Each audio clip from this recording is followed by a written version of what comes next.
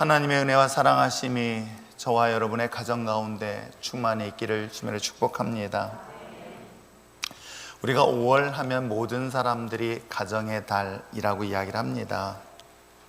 특별히 가정이 주는 의미가 무엇일까를 한 번쯤은 깊이 생각해 보는 시간 내어지기를 원합니다.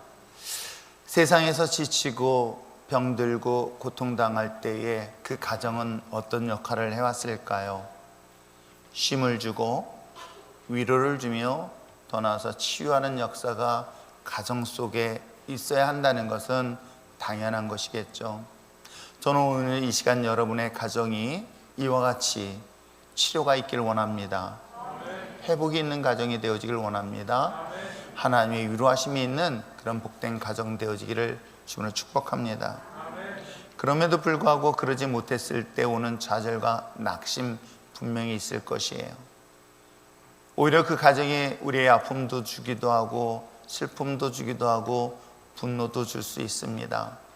그렇다고 해서 주님이 말하고 있는 성경적 가정을 꿈꾸는 것까지도 포기하지 않는 저와 여러분 됐으면 좋겠습니다.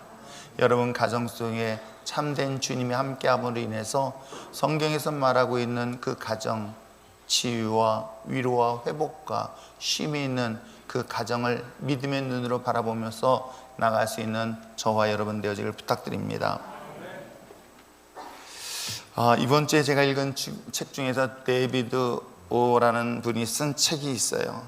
이 데이비드 오라는 분이 쓴 책 중에 하나가 회복에 대한 이야기를 하고 있습니다.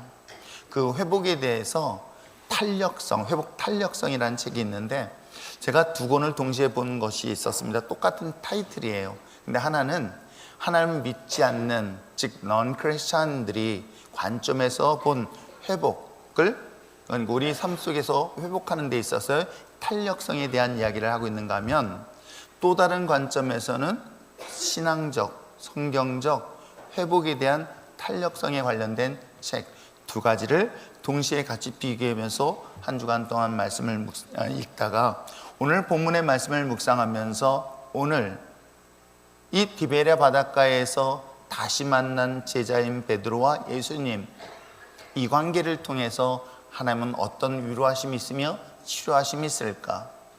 즉 베드로의 갖고 있는 아픔과 상처를 치료하셨던 2000년 전 주님이 오늘도 여러분의 가정 속에 함께함으로 인하여 여러분의 상한 마음, 그 아픔과 고통을 치료하는 그런 복된 말씀이 되어지기를 주님으로 축복합니다.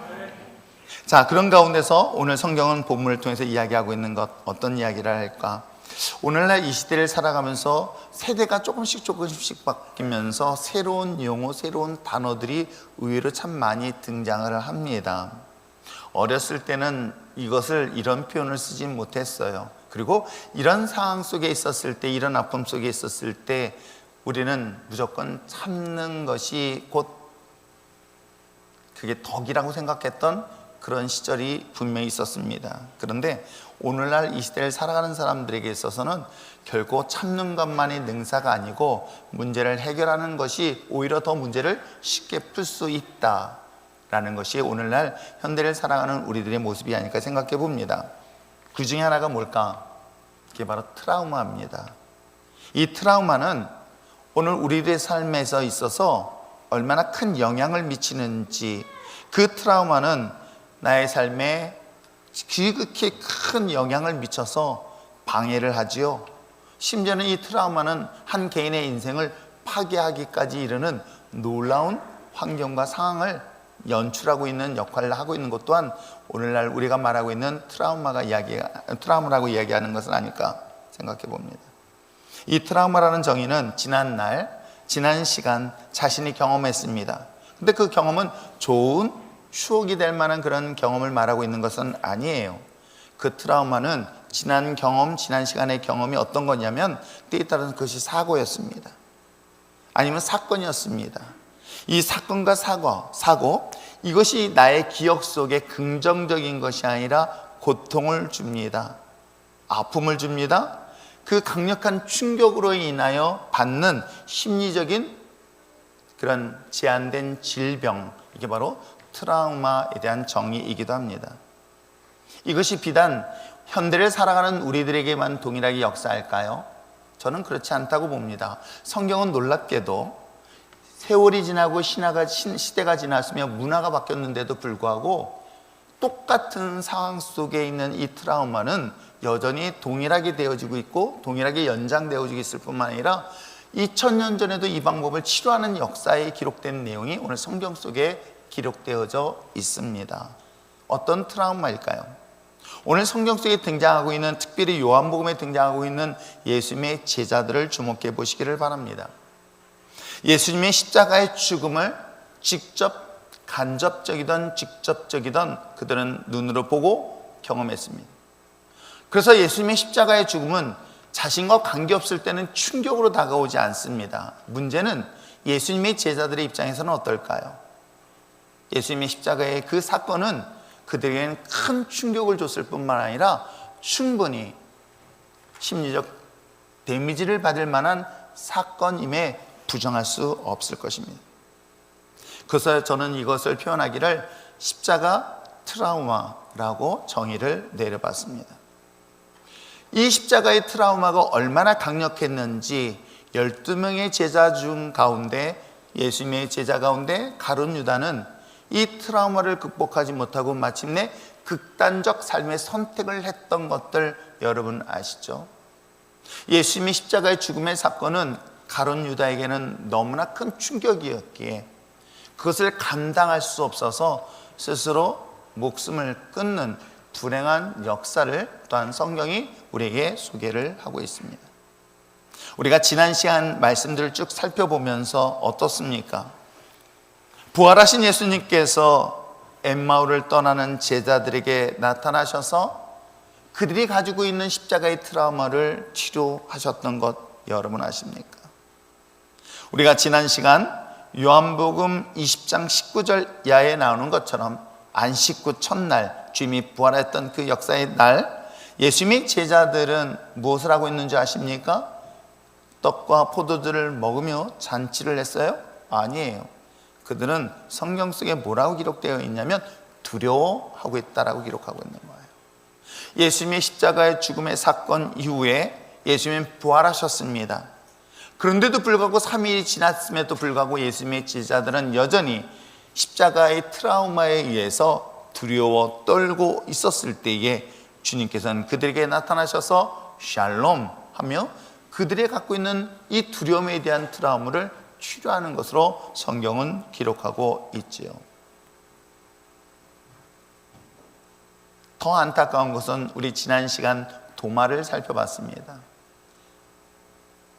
다른 제자들은 그 가운데서 도망도 가고 멀리 떠나기도 했지만 도마는 떠나지도 못하고 도망가지도 못하고 그야말로 그 두려워 떨고 있는 그 제자들과 함께 그 자리에 있다가 부활하신 예수님을 목격하였고 만나게 되었습니다. 이 트라우마로부터 억눌려왔던 도마가 예수님을 통하여 회복되어졌던 이야기가 지난 시간 이야기이기도 하지요. 자, 예수님을 그 십자가 사건을 통해서 도망가지 못하고 그 동료들과 있다가 예수님을 만났던 도마 같은 인물만 있을까요? 오늘 21장에서는 놀랍게도 그 현장에서 떠난 자들에 대한 이야기를 오늘 또한 성경을 이야기하고 있어요. 제자들의 모임에서 떠나서 디베라 호숫가에서 고기를 잡으면서 자신이 가지고 있는 십자가의 트라우마를 잊으려고 애쓰면서 열심히 일하고 있는 제자들에 대한 이야기가 오늘 본문 내용이기도 합니다. 오늘날 우리도 마찬가지 아닐까요? 자신에게 충격적 사건, 사고를 경험하고 나면 이것을 잊으려는 방법들이 여러 가지가 있는데 이걸 잊기 위해서 남들보다 더 몸을 학대하면서 일하는 경우가 있지요. 오늘도 본문의 사건 속에 등장하는 제자들도 그러한 모습으로 소개를 하고 있습니다. 예수님의 십자가는 제자들에게 있어서 감당할 수 없는 이 트라우마, 왜 무엇 때문에 그를 트라우마라고 얘기하고 있을까요? 예수님이 예루살렘에 입성하였을 때만 하더라도 예수님의 제자들은 가슴이 벅차 올라왔던 것 또한 사실이기도 합니다. 예수님을 처음 만나서 자신의 소유를 모두 내버려 두고 예수님을 선택할 때 그들은 그렇게 생각했을 거예요. 탁월한 선택이야. 진짜 좋은 선택이었어. 왜?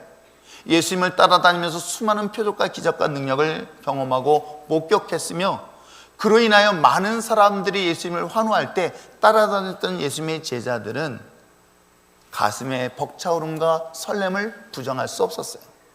그래서 예루살렘에 입성할 때에 제자들 가운데선 이런 소문이 있었습니다. 드디어 예수님이 이스라엘의 왕이 될 거야. 자, 왕이 된다면 오른쪽, 즉 우의정과 좌의정의 자리는 누가 앉을까? 혹시라도 나는 그 높은 자리에 또 다른 권력과 또 다른 자리를 차지하지 않을까라는 것을 기대하면서 따랐던 것 또한 예수님의 제자들이기도 합니다. 그러기에 예수님이 성찬식을 통해서 자신의 죽음을 말할 때 그 무슨 소리입니까? 예수님 끝까지 함께 하겠습니다. 다른 건 몰라도 나는 의리의 사나이, 그 의리를 끝까지 지키겠다고 외치고 외쳤던 그들. 그러나 막상 예수님이 십자가의 죽음의 현장 속에서는 어떻습니까? 예수님이 잡히시던 그날 그 순간은 어떻겠습니까? 그들은 도망갔습니다. 부정했습니다. 부인까지 했을 뿐만 아니라 심지어는 예수님을 저주까지 했었으니 그 마음의 상태는 어떨까요?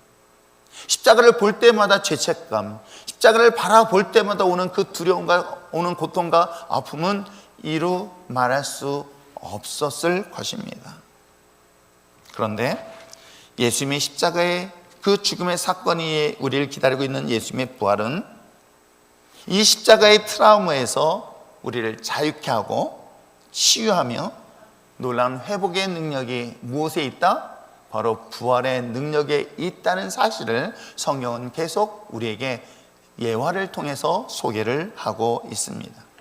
그러므로 사랑하는 성도 여러분, 오늘도 여러분 삶 속에서 다양한 트라우마로 인하여 고통과 괴로움과 아픔과 슬픔으로 여러분 낙심하고 있다고 한다면 부활하신 예수님께서 여러분의 인생 가운데 직접 찾아가 여러분의 묶여있는 그 모든 고통으로부터 자유케 하는 놀라운 은혜를 반드시 경험하게 될 줄 믿습니다. 자, 그렇다면 오늘 본문을 살펴보려고 합니다. 우리 한번 본문 14절 말씀 한번 읽어볼까요? 14절 말씀을 읽겠습니다. 시작. 다시 단체가 다 같이 시작. 이것은 예수께서 죽은 자 가운데서 살아나신 후에 세 번째로 제자들에게 나타나신 것이라. 14절까지 설교 본문을 준비하라 그랬더니 준비가 안 된 것 같아요. 오늘 14절 맨 마지막 말씀에 뭐라고 얘기하고 있습니까? 예수께서 죽은 자 가운데 살아나신 후 세 번째 제자들에게 나타났다라고 기록하고 있습니다. 물론 이 세 번이 과연 어떤 세 번일지는 가끔 저도 궁금해합니다. 정말 세 번만 나타났을까? 혹시 다른 데 나타나지 않았을까? 어디든 간에 본문을 기록한 예수님의 제자인 요한은 자신이 직접 경험하지 않았을까라고 생각해 봅니다. 첫째 날, 첫 번째 만났던, 두 번째 만났던, 세 번째 만났던 그 역사의 현장 속에 바로 이 본문의 저자가 함께하지 않았을까를 맞던 틀리던 혼자 상상하면서 이 본문을 들어가게 됐습니다. 오늘 성경 속에 등장하는 21장에는 직접적으로 디베라 바닷가에서 세 번째 그 부활하신 예수님을 만났던 목격했던 사람들에 대한 이름들이 기록되어져 있어요. 뭐라고요? 베드로, 도마, 나다나엘, 세베대의 아들들. 세베대의 아들들은 야고보와 요한을 말하고 있는 거예요. 그리고 뿐만 아니라 거기에 또 다른 제자 2명, 이런 실명이 기록되지 않았기 때문에 누구라고 말은 하지만 아무튼 실명이 기록되지 않았기 때문에 또 다른 제자일 것이다. 그럼 몇 명이 지금 이 디베라 바닷가에 있을까요? 7명이 오늘 바닷가에서 예수님을 다시 만나는 장면에 대한 이야기를 하고 있습니다.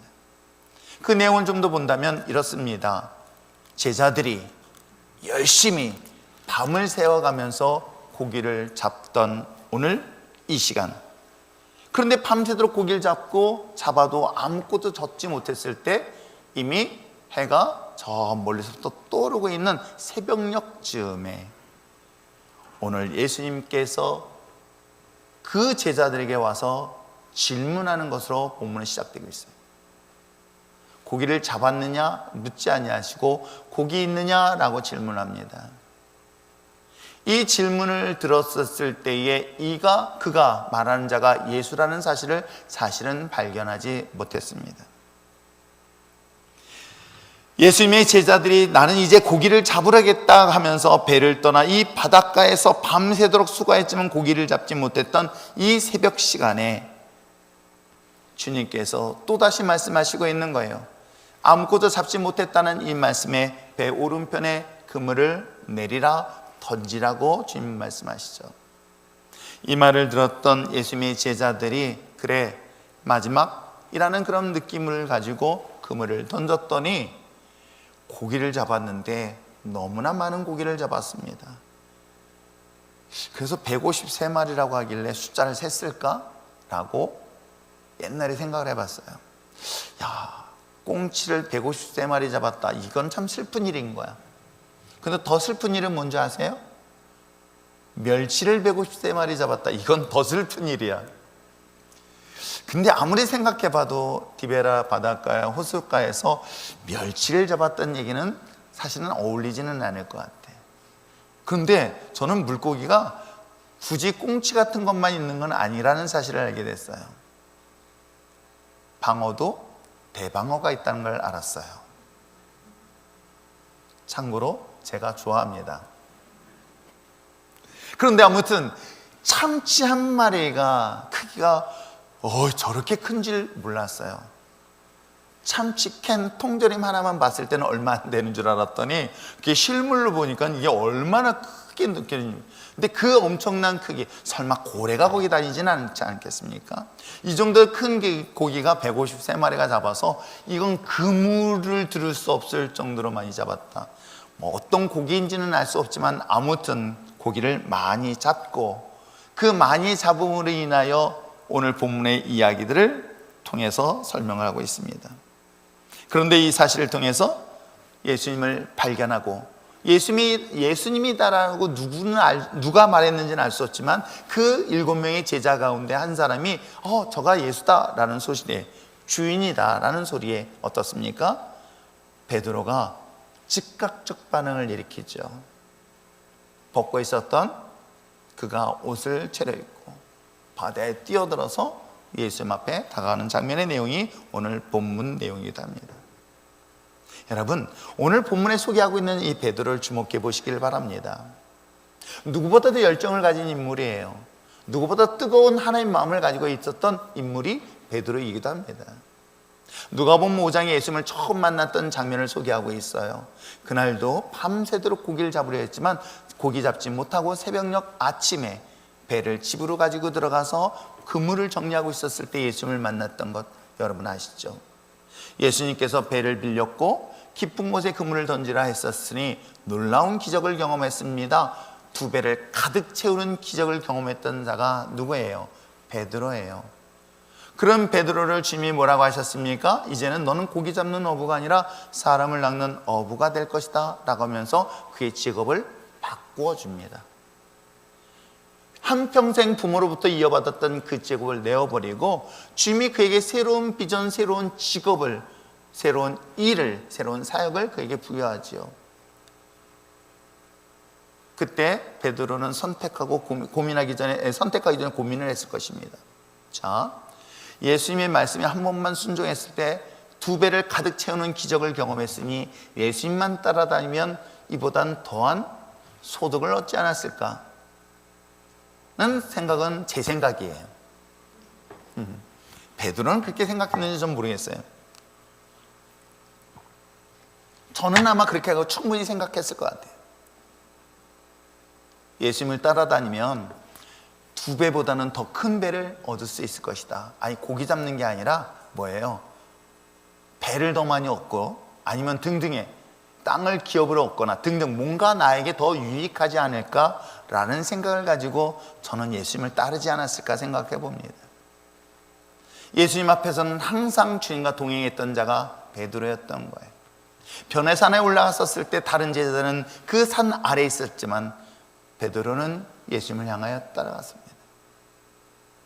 심지어는 예수님이 잡히시기 전날 밤에도 끝까지 그 옆에 함께 있던 자가 바로 베드로였던 거예요. 그리고 말에 실수를 했던 게 뭐예요? 차라리 말을 하지 말지. 예수님, 걱정하지 마세요. 당신은 어떤 경우일지라도 죽지 않을 뿐만 아니라 만약에 당신이 죽음의 길을 간다면 나도 같이 가겠습니다 라고 자신이 신의와 의리를 아주 담대하게 고백했던 인물이 누구예요? 베드로였습니다. 그런데 막상 예수님이 잡히시고 예수님이 죽음의 현장으로 끌려갈 그 순간에 예수님을 3번씩이나 부인했던 인물이 누구예요? 베드로이기도 합니다. 여러분, 이 정도의 상황이라고 한다면 특별히 예수님의 총애와 사랑을 받았으며 주님께서 특별히 신뢰를 표하였던 베드로, 그렇기 때문에 더는 자기는 더더욱 그 예수님의 그 신뢰에 부응하기 위해서 더 열심히 예수님을 따랐던 예수님의 제자인 베드로.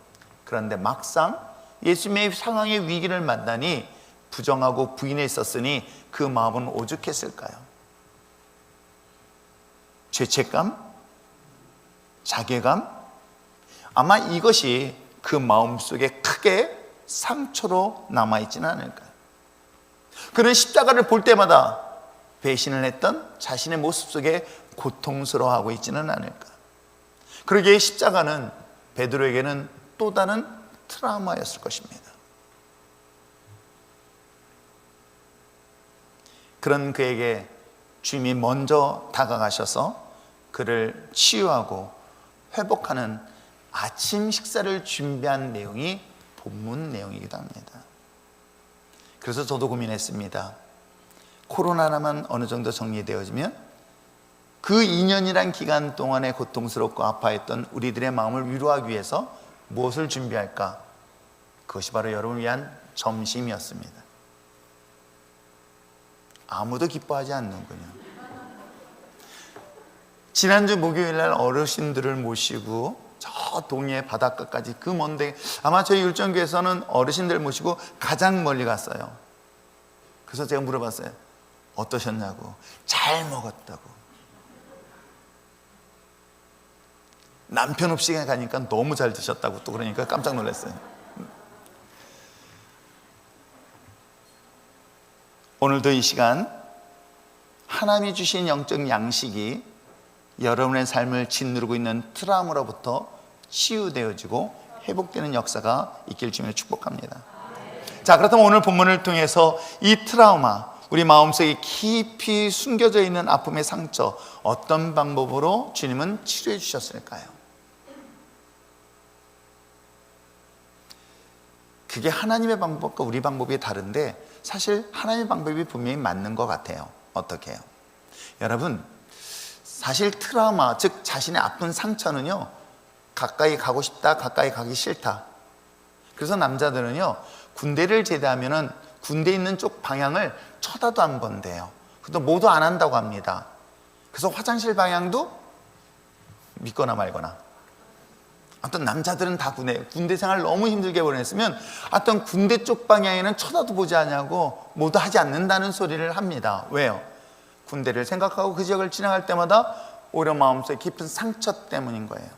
그건 비단 군대를 제대한 남자들만의 이야기일까요? 아니에요. 사실 우리도 똑같이 갖고 있더라는 거예요. 내 마음속에 숨겨져 있는 아픔, 상처, 여러분 그것을 끄집어내고 기억하고 싶은 사람이 어디 있겠습니까? 오히려 그런 장소가 있다고 한다면 여러분 그 장소를 피하지 않게 될까요? 아마 도망가게 될 것입니다.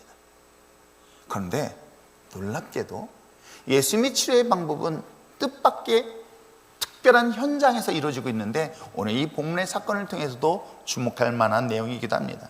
그래서 저는 예수님께서 우리를 치료하는 현장이 내가 실패하고 상처받고 낙심되었으며 고통의 현장으로부터 출발하고 있다는 사실, 그래서 부정하고 부인하고 부패하려 하지 말고 오히려 그 고통의 현장 앞에 설 수 있는 저와 여러분 되어지기를 부탁드립니다.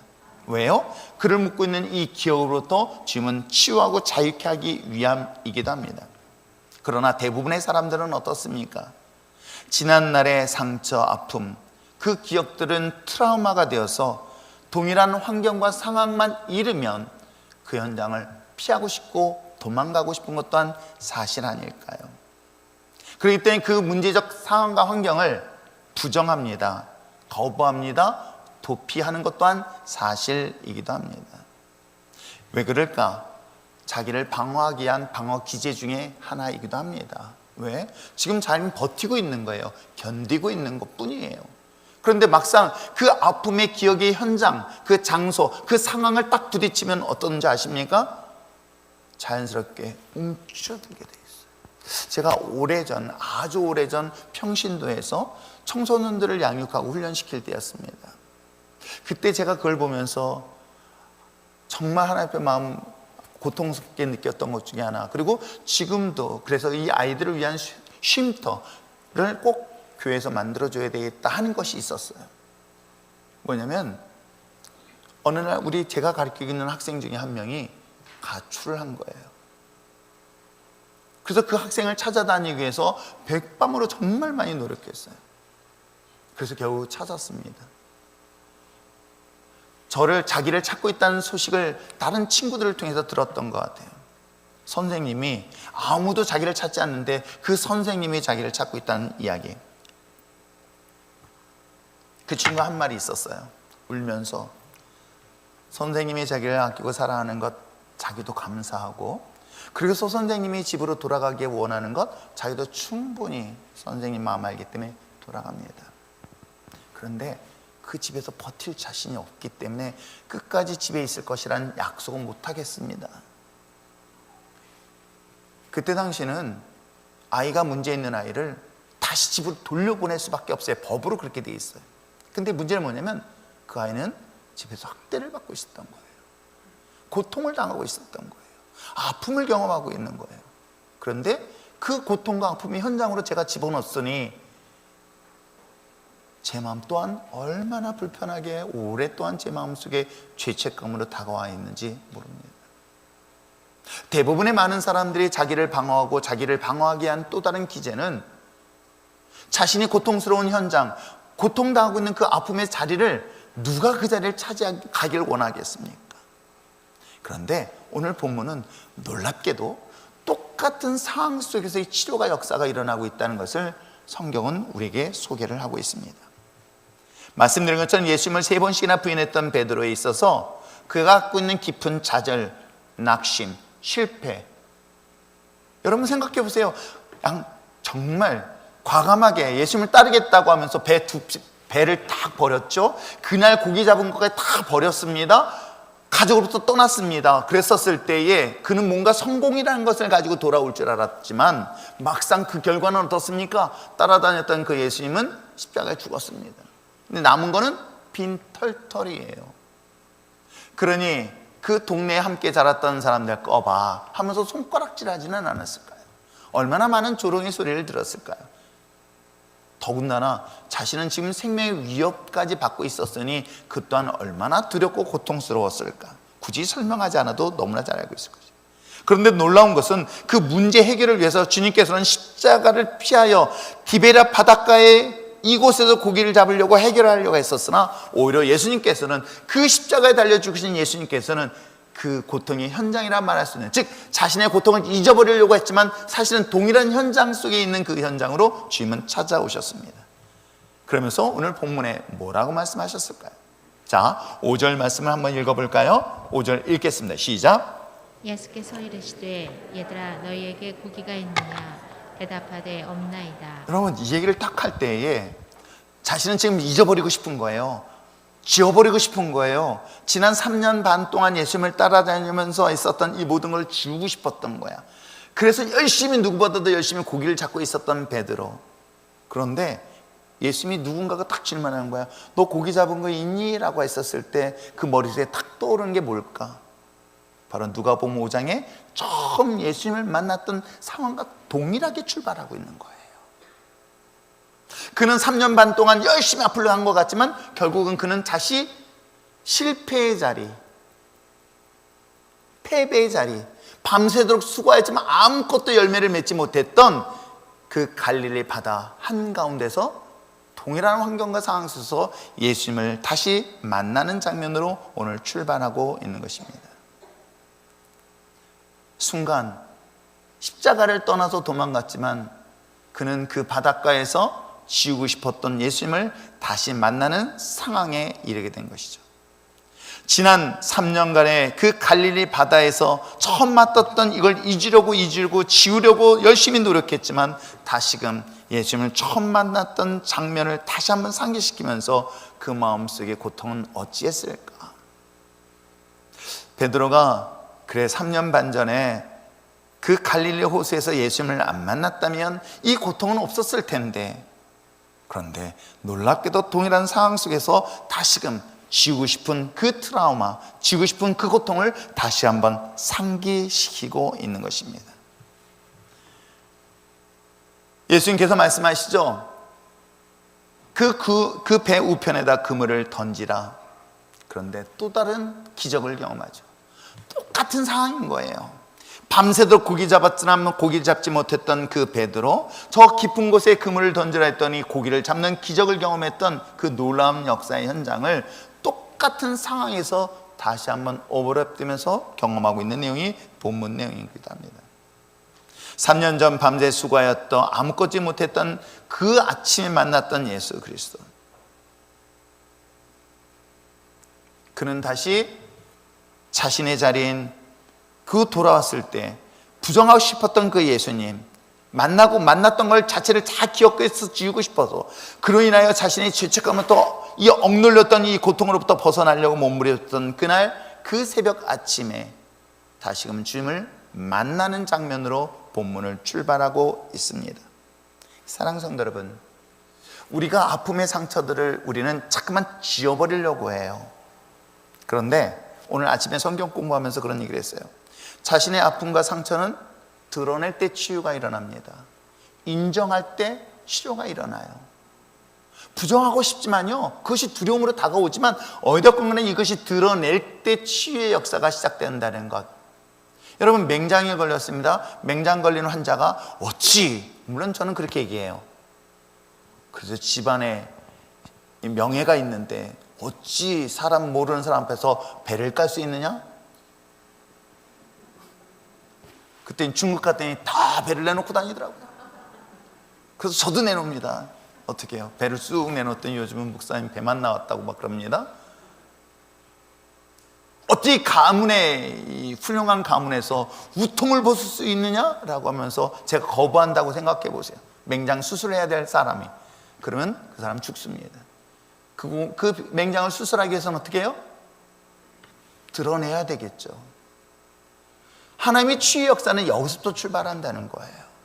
우리는 어떻습니까? 그 트라우마 같은 고통, 아픔, 슬픔 끊임없이 감추고 덮고 숨기려고 하고 있지만 주님께서는 그걸 원하지 않으세요.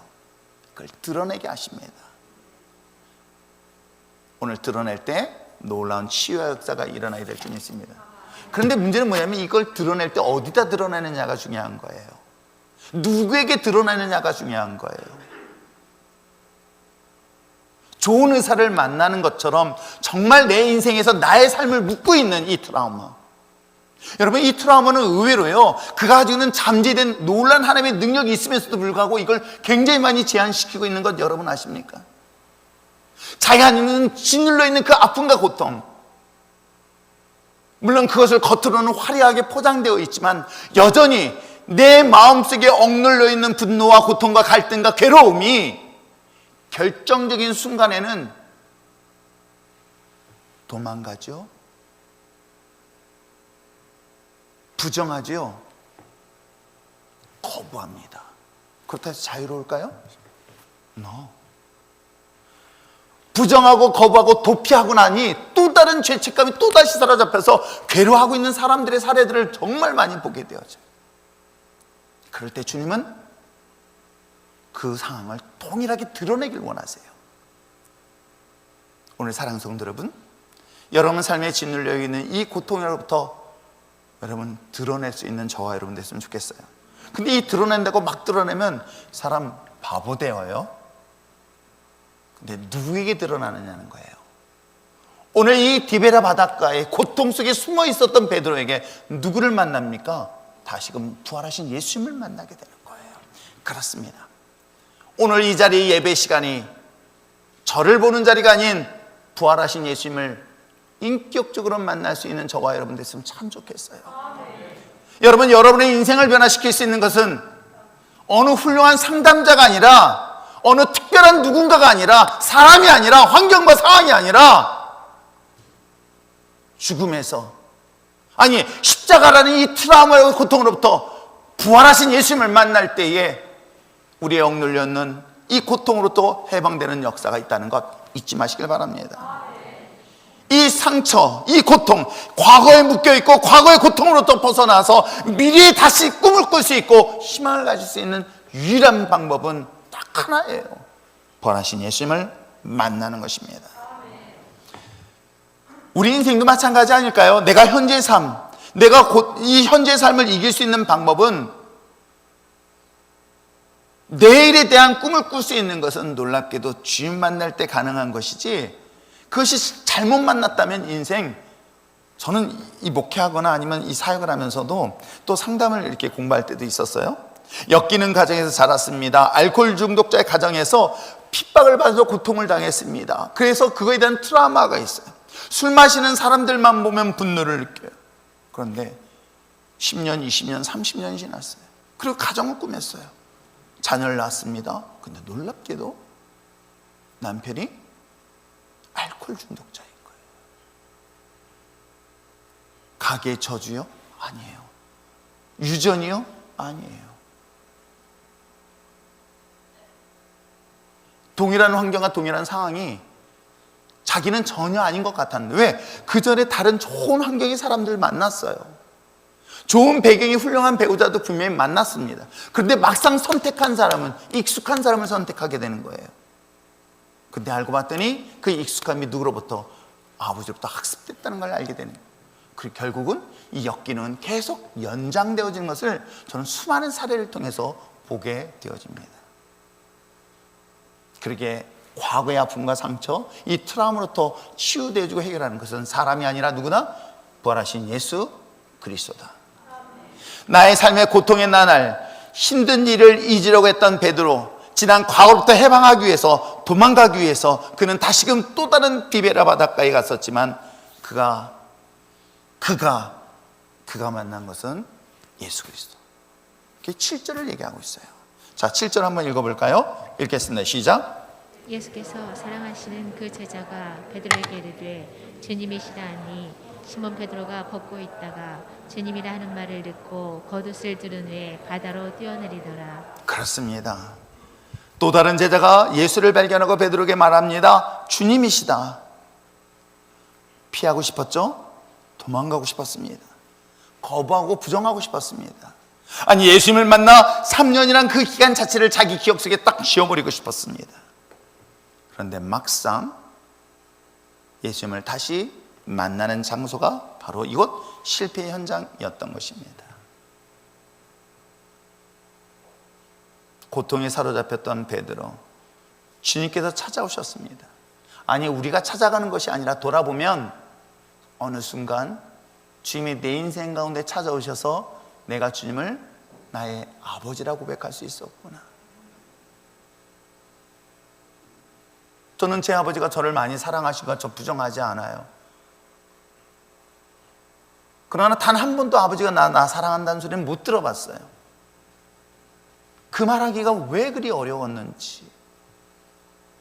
마지막 임종 순간에 아버지 정말 절 사랑한다는 말 한마디만 해달라 했을 땐 아버지는 끝까지 입을 다물었어요. 그렇다 해서 아버지가 절 사랑 안 한다고요? 사랑하십니다. 그러나 듣고 싶고 확인하고 싶었던 거예요. 그러나 육신의 아버지한테는 듣지 못했지만 저는 하나님의 사랑을 받았어요. 그 하나님의 사랑이 육신의 아버지보다 더 위대한 사랑을 주고 있다는 사실을 저는 제 인생 가운데 경험한 이후에 내가 갖고 있는 깊은 상처가 치유되어지는 것을 저는 고백할 수 있었던 것입니다. 도마도 그랬던 거예요. 도마도 그런 고통으로부터 예수님을 만나 치유하고 회복되는 역사를 경험했던 것입니다.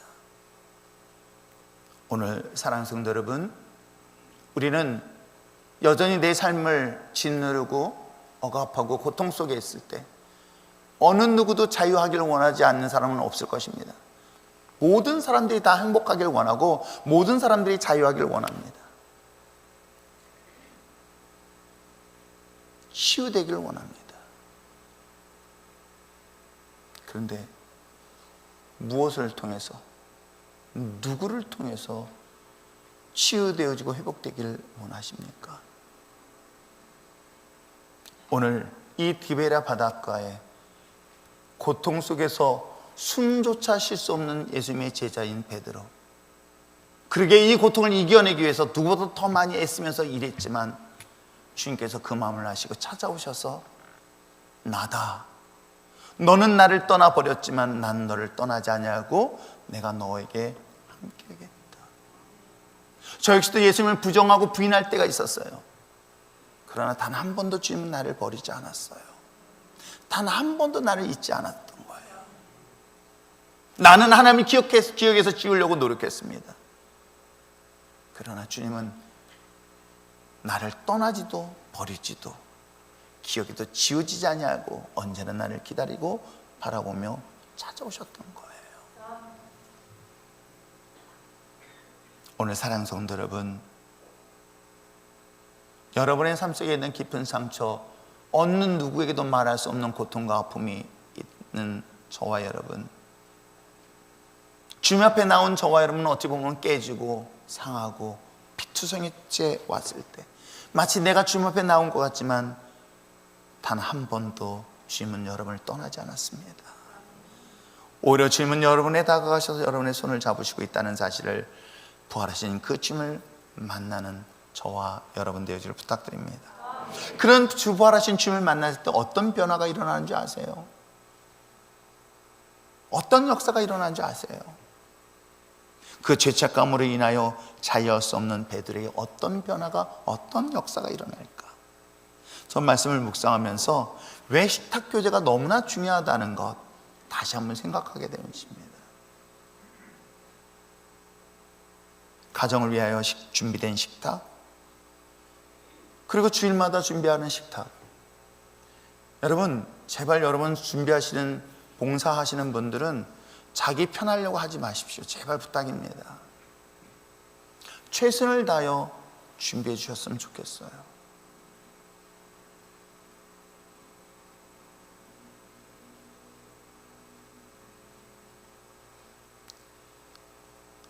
따뜻한 엄마의 손길에 의해서 밥을 먹을 수 있는 아이가 있는가 하면 엄마가 해준 밥을 못 먹고 자라는 우리 청년들이 있는 건 여러분 아세요?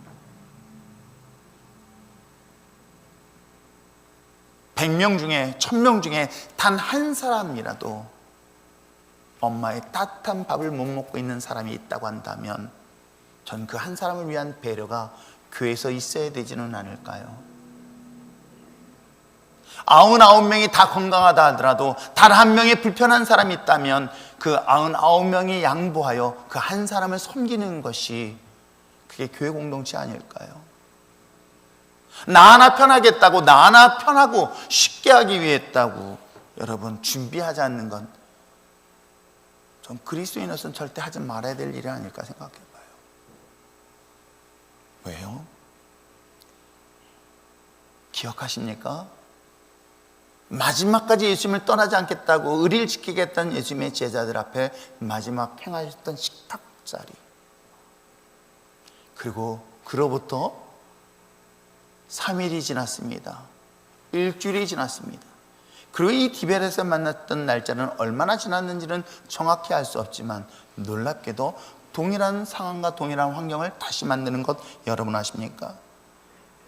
9절 10절 읽겠습니다. 9절 10절 함께 읽겠습니다. 시작. 육지에 올라오니 숯불이 있는데 그 위에 생선이 놓였고 떡도 있더라. 예수께서 이르시되 지금 잡은 생선을 좀 가져오라 하시니 예수님께서 준비하셨어요. 누구를 위해서? 밤새도록 고기를 잡은 지친 제자들을 위해서 떡과 생선을 준비하셨어요. 그리고 좀 더 부족한 듯 싶어서 너희들이 있는 잡은 생선을 일부를 달라고 요구하고 있어요. 누구를 위해서? 제자들을 위해서. 12절 13절에서 이와 같이 얘기했습니다. 예수께서 이르시되 와서 조반을 먹으라. 아침 식사를 하라. 제자들이 주님이신 줄 알는 거로 당신이 누구냐 감히 묻는 자가 없다. 예수께서 가셔서 떡을 가져다가 그들에게 주시고 생선도 그와 같이 나눠 주셨다.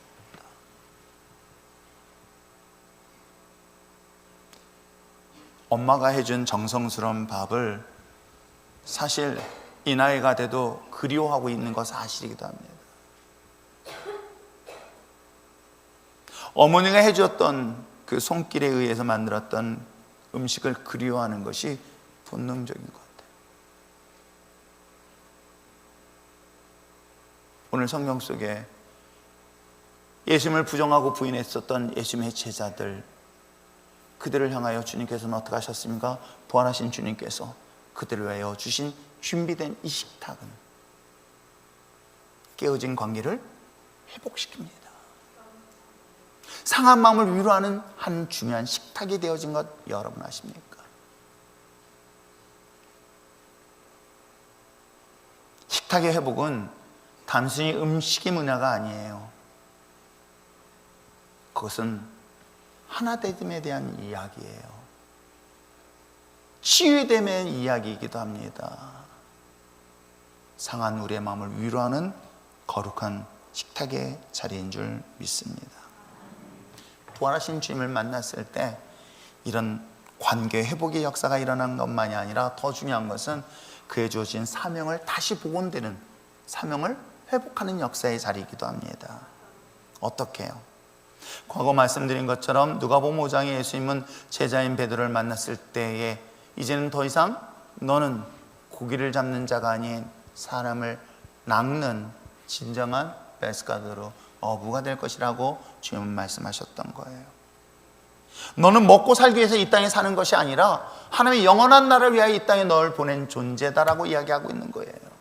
내가 그냥 밥 하루 세 끼 먹고 즐기면서 먹고 자고 싸고 하는 그런 인생이 아니라 내가 왜 이 세상에 살아야 되는지, 그래서 이 삶을 통해서 어떤 사람들에게, 누군가에게 또 다른 꿈과 희망을 줄 수 있는 그런 자라는 사실을 다시금 부여했던 자리가 바로 이 자리였던 거예요. 차이가 하나 있어요. 누가복음 5장하고의 차이가 있으면 어때요? 거기서는 2배를 가득 채웠는데 놀랍게 찢어졌다라고 표현해요. 근데 오늘 본문은 어떻습니까? 한번 볼까요? 11절 말씀 한번 읽어보시길 바랍니다. 시작. 시몬 베드로가 올라가서 그물을 육지에 끌어올리니 가득히 찬 큰 물고기가 153마리라. 이같이 많으나 그물이 찢어지지 아니하였더라. 중요한 문장에 중요한 하나의 단어가 나와요. 찢어지지 않았다. 인생을 살아보면서 내가 아무리 수고하고 땀 흘렸는데 있어야 될 이 바구니의 주머니에 찢어져 있는 거예요. 아무리 그 안에 담았는데도 그 빈 바구니만 남는 그 기분 여러분 아세요?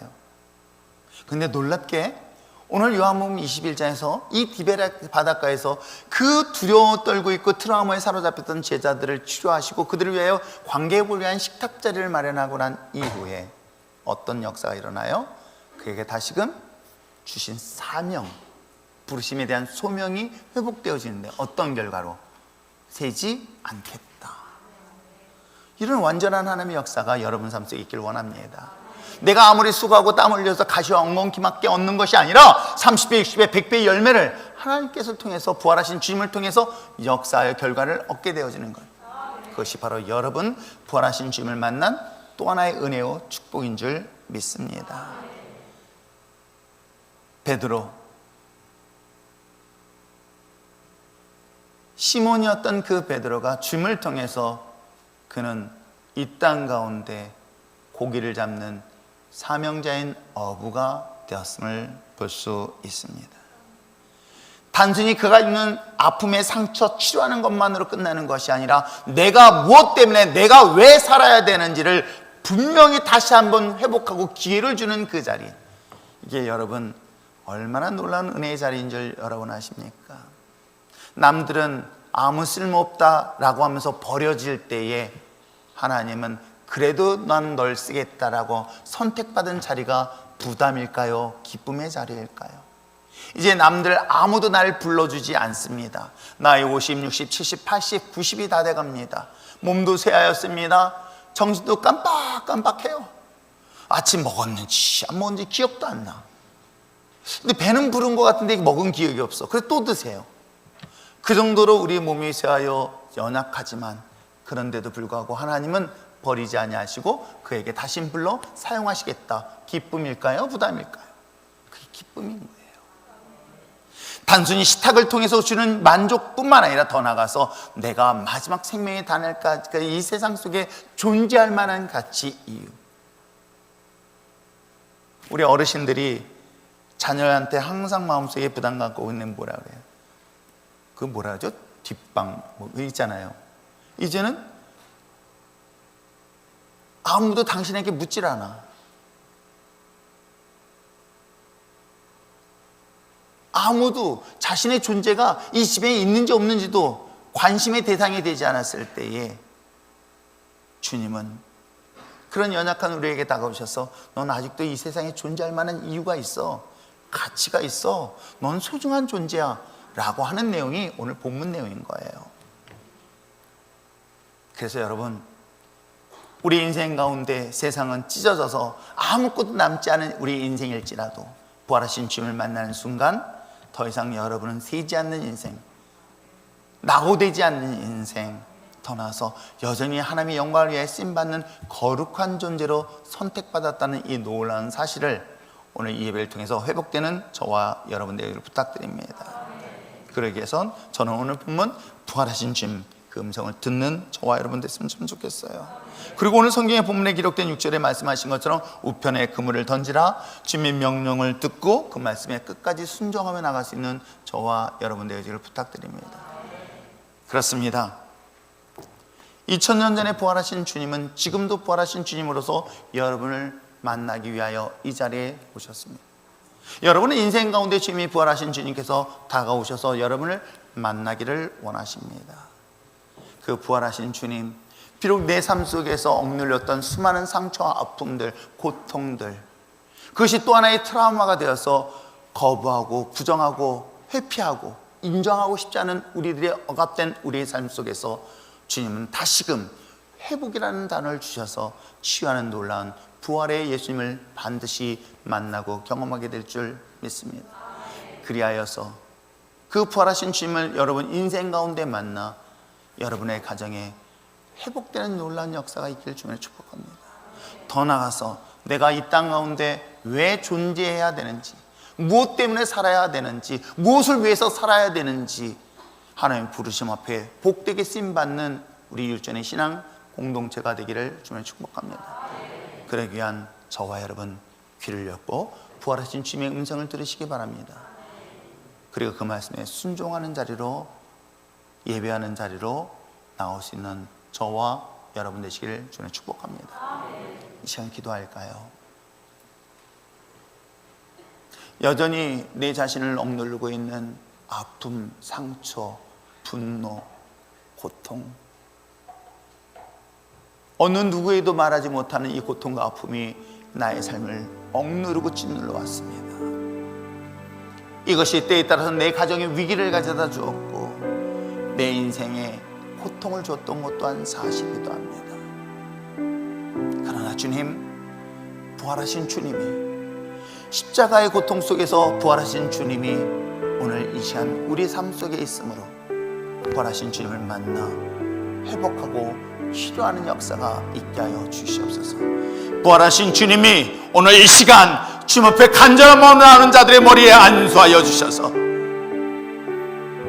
하나님의 자녀로서, 하나님의 거룩한 백성으로서, 하나님의 거룩한 도구로 복되게 쓰임받는 우리들 되게 하여 주시옵소서. 이런 마음의 소망을 가지고 다시 한번 주님 앞에 간구하며 기도하시겠습니다. 사랑이 많으신 하나님,